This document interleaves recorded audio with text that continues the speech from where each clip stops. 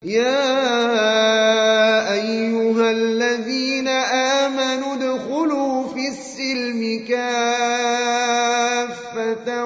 ولا تتبعوا خطوات الشيطان إنه لكم عدو مبين. Sebagaimana sabda Rasulullah SAW mengatakan, man kana akhiru kalamihi la ilaha illallah dakhalal jannah. Siapa orang yang akhir ucapannya adalah kalimat la ilaha illallah, maka masuk surga, kata Rasulullah. Maka dijanjikan masuk ke dalam surga Allah Subhanahu wa taala.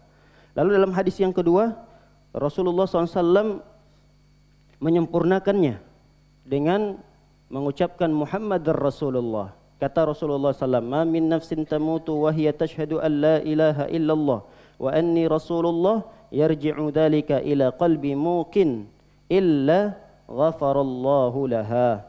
Kata Rasulullah SAW, tidaklah seorang jiwa yang meninggal dunia dalam keadaan bersyahadat la ilaha illallah, kemudian dia juga bersyahadat bahwa aku, yakni Muhammad, adalah utusan Allah Subhanahu wa taala.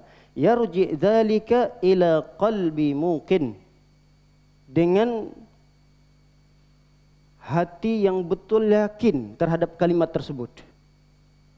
Dengan hati yang begitu yakin terhadap kalimat yang dia ucapkan, bukan hanya sekedar mulutnya kumat kamit seperti macam mantra, sehingga hatinya tidak memahami atau bahkan tidak meyakini terhadap kalimat yang dia ucapkan. Oleh karenanya perlu kita ketahui, sejak saat ini yang kita masih diberikan kesehatan oleh Allah Subhanahu wa taala, bahwa kalimat tauhid tersebut memiliki rukun dan syarat. Jika tidak terdapat rukun dan syarat pada kalimat tauhid yang kita ucapkan, maka kata para ulama tidak sah tauhid kita. Seperti salat. Salat ada rukun, ada syarat. Haji ada rukun, ada syarat. Puasa ada rukun, ada syarat. Dan ibadah-ibadah yang lain ada rukun dan ada syarat. Begitu juga ibadah di dalam mengucapkan kalimat la ilaha illallah ada rukun, ada syaratnya. Di antara rukun dari la ilaha illallah, kata para ulama, tidak banyak. Ada dua. Yang pertama adalah nafi, yang kedua adalah isbat. Nafi adalah mentiadakan. Apa yang ditiadakan? Segala sesembahan selain Allah ditiadakan. Ini rukun yang pertama. Terdapat pada kalimat la ilaha. La ilaha itu rukun pertamanya dari kalimat tauhid. Tiada sesembahan. Maka ini rukun yang pertama disebut dengan nafi. Mentiadakan segala sesembahan yang ada di muka bumi ini. Cukup sampai di situ rukunnya? Tidak. Lanjutkan rukun yang kedua. Karena kalau kita mencukupkan rukunnya sampai satu saja, pada potongan la ilaha saja, ini akan masuk dalam golongan orang-orang ateis, yang tidak beragama, yang tidak meyakini ada Tuhan. Maka kita tetapkan siapa Tuhan yang berhak untuk disembah? Itulah Allah Subhanahu wa taala. Inilah rukun yang kedua disebut dengan isbat. Illallah. Terdapat pada kalimat illallah. Kalimat illa itu adalah pengecualian. Jadi setelah semua sesembahan itu dinafikan, ditiadakan, namun ada Allah Subhanahu wa taala yang kita tetapkan sebagai Tuhan yang berhak untuk disembah. Begitu juga ada syarat-syaratnya. Dalam kalimat la ilaha illallah itu perlu kiranya kita juga mempelajari syarat-syarat tersebut. Di antara syarat-syaratnya adalah kita mengetahui ada ilmu kita tentang la ilaha illallah. Jangan sekedar hanya la ilaha illallah, kalau ditanya apa itu la ilaha illallah. Terkadang kalau kita tanya para hadirin dan hadirat dimuliakan oleh Allah pada anak-anak kita, pada adik-adik kita, masih terdapat ada beberapa kesalahan, kekeliruan di dalam menerjemahkan la ilaha illallah. Karena banyak yang menerjemahkan la ilaha illallah seperti umumnya diterjemahkan. Padahal di sana ada koreksi dari para ulama dalam menerjemahkan la ilaha illallah. Kita biasanya menerjemahkan la ilaha illallah adalah, biasanya bagaimana kita menerjemahkan la ilaha illallah? Tiada Tuhan selain Allah. Ini ada koreksi dari para ulama. tiada Tuhan selain Allah, itu penerjemahannya kurang sempurna. Penerjemahan yang sempurna adalah tiada Tuhan yang berhak disembah. Jadi ditambah dengan kalimat berhak disembah. Kecuali siapa? Allah. Inilah terjemahan yang sempurna. Karena tafsiran la ilaha illallah itu adalah la ma'budah. Tafsiran ilah di sini adalah la ma'buda bihaqqin. Ada kalimat bihaqqin tambahannya. Bihaqqin itu apa? Berhak. Jadi tiada Tuhan atau tiada sesembahan. Boleh diterjemahkan Tuhan, boleh diterjemahkan sesembahan. Tiada sesembahan atau tiada Tuhan, tambahkan kalimat yang berhak disembah kecuali Allah Subhanahu wa taala. Mohon maaf jika kita menerjemahkan kalimat la ilaha illallah, tiada Tuhan selain Allah. Semua agama pun pasti menerjemahkan sama seperti terjemahan ini. Orang Yahudi juga akan mengatakan kami juga tiada Tuhan. Kami tidak mengimani Tuhan yang diimani oleh orang-orang Islam. Kami tidak mengimani Tuhan yang diimani oleh orang Nasrani. Kami tiadakan Tuhan itu. Siapa Tuhan kami? Ya Allah kami. Orang Nasrani pun akan mengatakan gitu. Kami juga tiada Tuhan selain Tuhan kami, Allah kami. Semua akan mengatakan seperti itu. Boleh di antara mereka yang mengaku bahwa kami menyembah Tuhan kami, kami menafikan Tuhan-Tuhan selain kami, tapi kita tambahkan Tuhan-Tuhan mereka itu tidak berhak untuk disembah. Jadi Tuhan-Tuhan mereka itu tidak berhak disembah. Sehingga penerjemahan yang tepat kata para ulama adalah tambahkan kalimat yang berhak.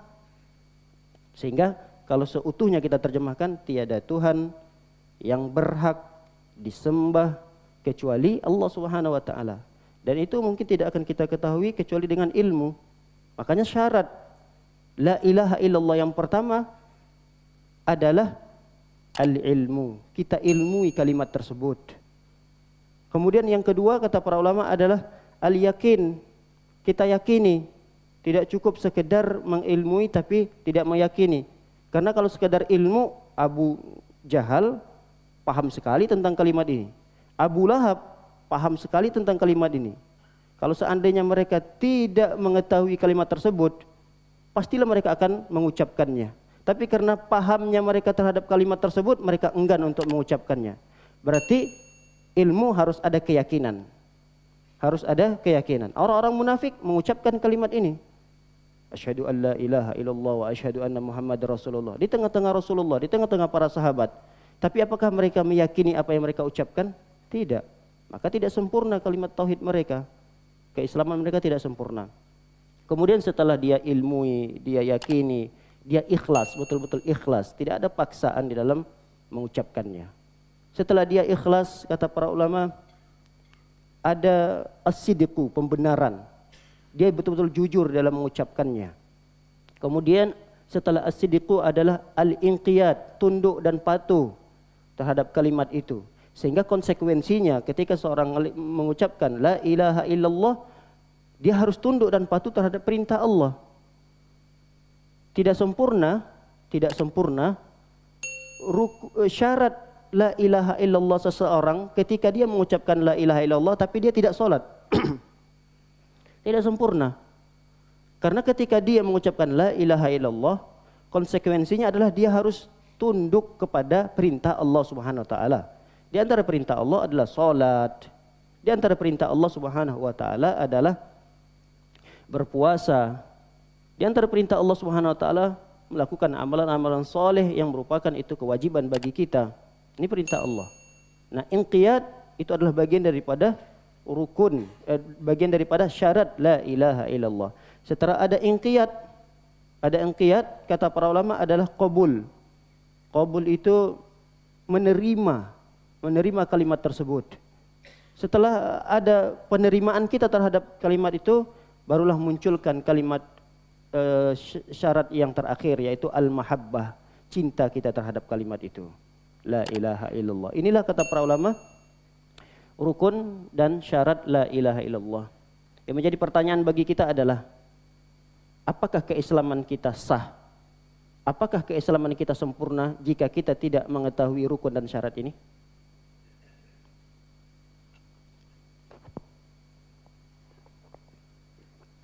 Bagaimana para jemaah?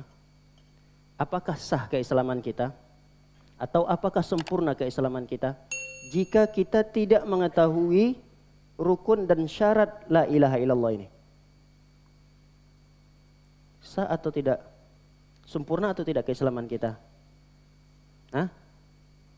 Ada yang sah, ada yang sah. Sah. Sempurna? Tidak sempurna. Kita tidak hafal ini. Tidak hafal rukun dan syaratnya. Sempurna atau tidak keislamannya? Dilihat, harus diperinci kata para ulama.